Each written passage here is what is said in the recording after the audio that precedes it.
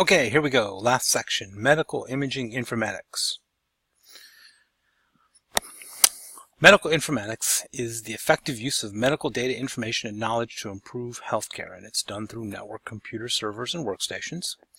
In medical imaging, it improves management and integration of images, efficiency, accuracy, and real-time interactive functionality of imaging services.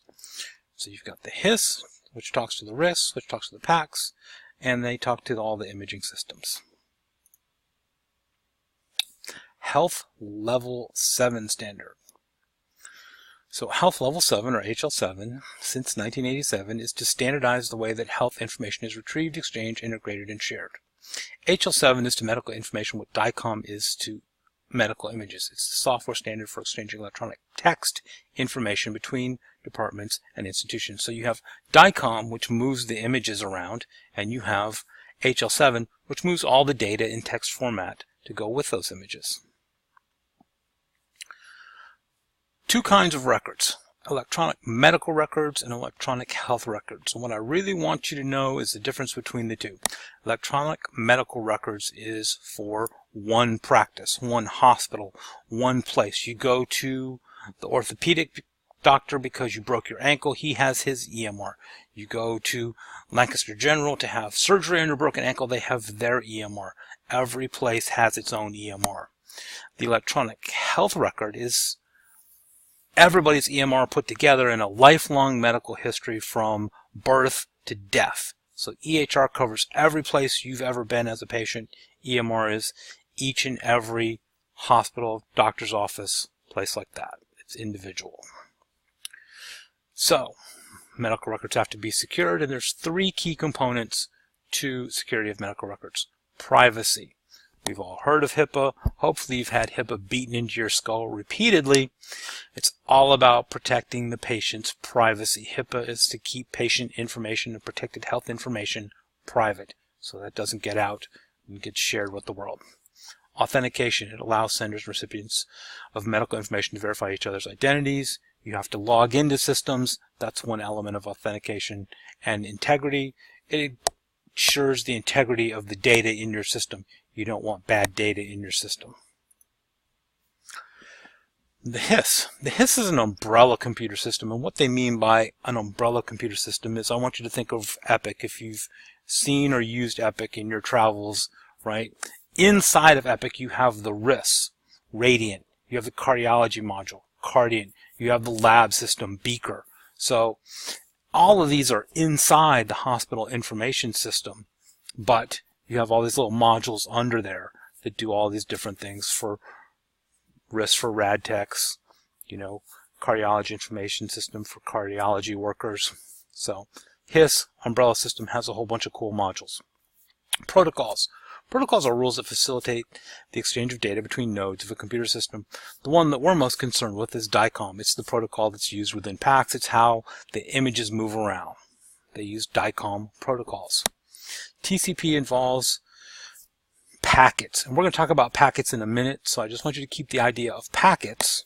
All of your data gets sectioned into packets, and the packets get sent. So just keep that in mind. We're going to talk about packets in just a second here.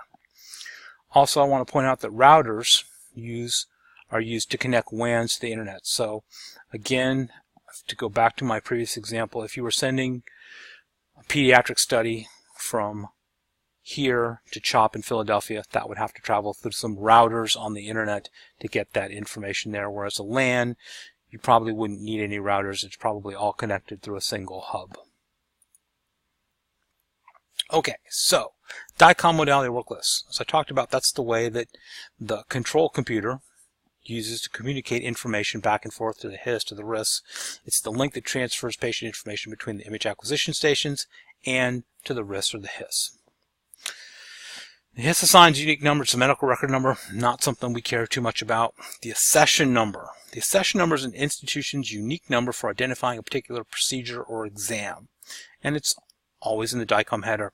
It is the one number to rule them all. When you call your friendly, helpful PACS administrator, if the only number you can give him is the accession number, that will be good. He will love you, right? If you tell us the MR number, I still have to ask you, well, which exam under this patient? Because it only gets me to the patient. The accession number gets me to the exact procedure or exam that is the problem. It is the favorite number of PACS admins. So remember I talked about packets. I want to go right to the middle point here about bandwidth. The data transfer rate through these connections that we've been talking about should always be expressed in bits per second. The author says that it's usually in bits per second, or you can express it in bytes per second, which is a unit that's 8 times larger. So remember I said packets? Bytes per second is a measure of how much data each packet can carry. So you're not really measuring speed, you're measuring how much data you can transfer per second, right? How fast those packets are going is expressed in bits per second. So if you really want to talk to your PACS admin about your connection speed, keep your answers in bits per second, because that's the speed of the packets.